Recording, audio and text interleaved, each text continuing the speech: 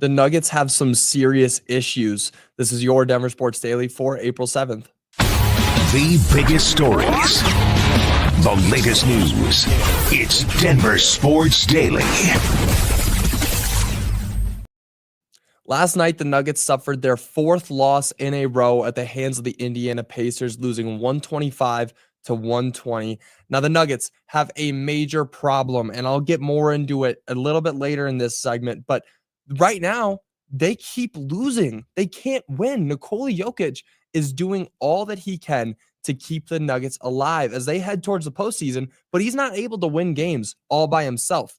Yesterday, Jokic, an incredible 41 point, 15 rebound, and 13 assist triple-double. You're thinking with those numbers, he should be able to win. The Nuggets should be able to win, but they're not. So where's the disconnect? You're seeing the best games of all time from Nikola Jokic this season, and they're not able to win. He had 60, 10, and 10 last week, and they still lost. Now, with only 3 games remaining in the season, the Nuggets need to make some major improvements, or else it looks like they'll get bounced in the first round.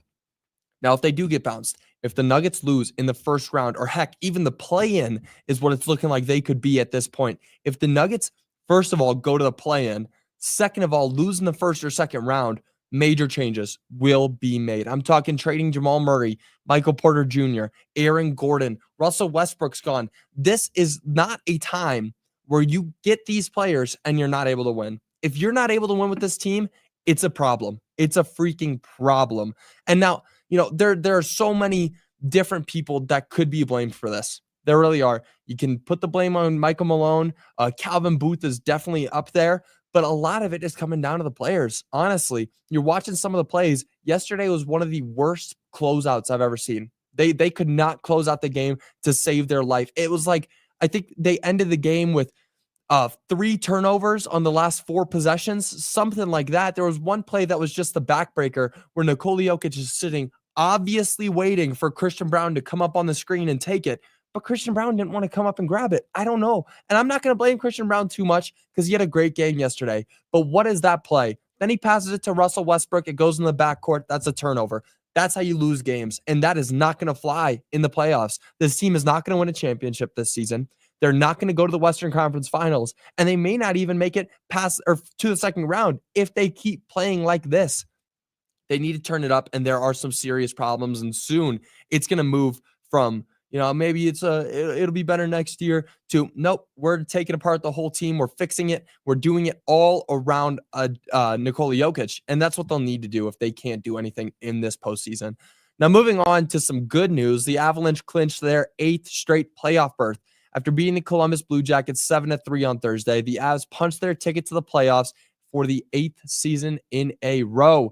Now, that game was one of the best performances the Avs have had this season. Charlie Coyle, Parker Kelly, Nathan MacKinnon, Brock Nelson, Miles Wood, Devon Toews, and Cale Makar all got one in the net to easily handle Columbus. A great, great outing from the Avalanche. Now, Cale Makar's goal actually made some history, cementing him as only the 9th defenseman to score 30 goals in a season. Cale Makar, probably one of the, I'll say it, the greatest scoring defenseman of all time. Now, right now, the Avs have the 3rd best odds to win the Stanley Cup. And with the way they finished out the season, they're my personal unbiased favorites. I'll say that. I will be unbiased as I can. I know the Avs are my team. That's who I'm rooting for. But unbiasedly, if I pull myself out of it, the Avs could win. They're my favorite to win the Stanley Cup.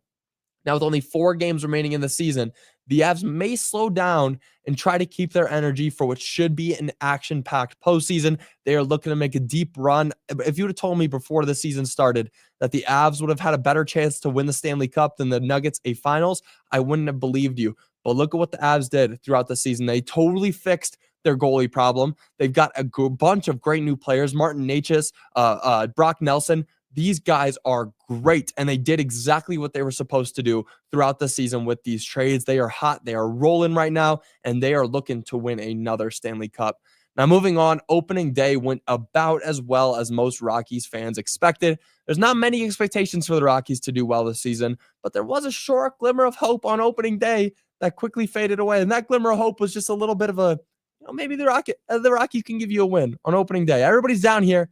Let's give the fans a win. But nope, The Rocks sent it to extra innings after a late run in the 8th inning, and in extras, they had a prime chance of winning with a man on first and third and no outs, but unfortunately, they were not able to close it out as they allowed the A's to score 3 runs in the 11th inning. Just total. They fell apart. And what more can you expect from the Rockies? They are just not good. They've started the season 2-7, and they look like they're going to have another 100-loss season. Now, I actually went to the game yesterday.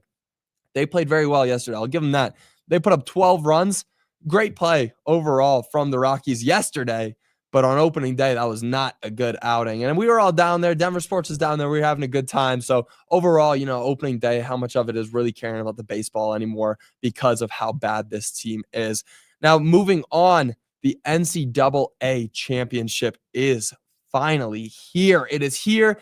And wow, I was not expecting this outcome. Houston versus Florida. Who would have called this? Maybe a few people called the final two, but who would have called Duke losing to Houston? What a game. If you watched that game just a couple days ago, Duke had it in the bag, but then they only scored 1 field goal in the final 10 minutes of the game. They lost. Unfortunately, they fell apart, and Cooper Flagg is one of those reasons. He missed that shot to send him up by the end of the game, but they just really total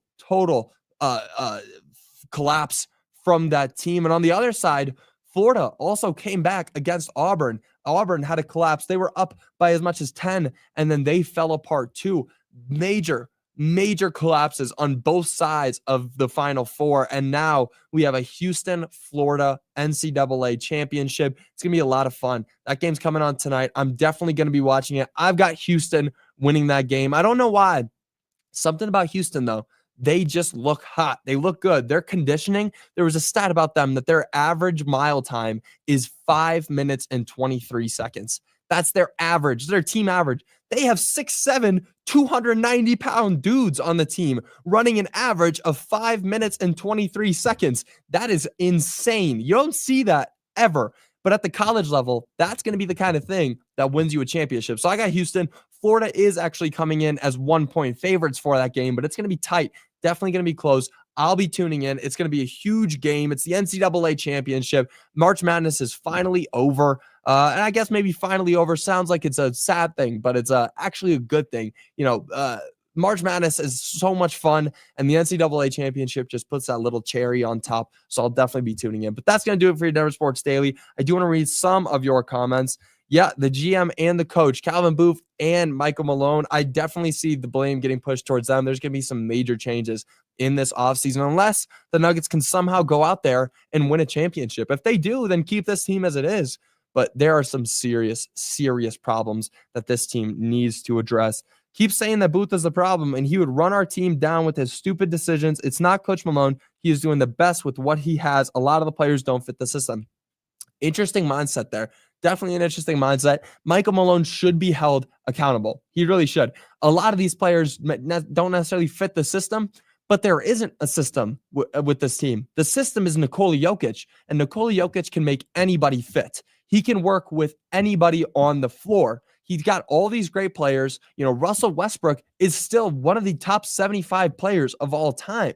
It doesn't matter if he doesn't necessarily fit the system. He can go out there and make an impact with Nikola Jokic. But as soon as the system, Nikola Jokic, is out of the game, it all falls apart. There isn't a system. That's the problem with the Nuggets, is that they fall apart whenever their main player isn't on the floor. And that is a Michael Malone problem, not necessarily a player problem. Now, that's going to do it for your Denver Sports Daily. I'll be back with you guys again tomorrow, previewing some more Avs games, Nuggets games. There's a lot going on. And then talking about Denver or the Broncos going into the draft. Is there somebody in Colorado that could already be one of those shoes to fill at a wide receiver position? There might be a guy already in the state who could just come to the Broncos and make an impact. But I will talk about that tomorrow. That is going to do it for your Denver Sports Daily. I will see you all then. Until then, y'all have a great rest of your day. Bye, y'all.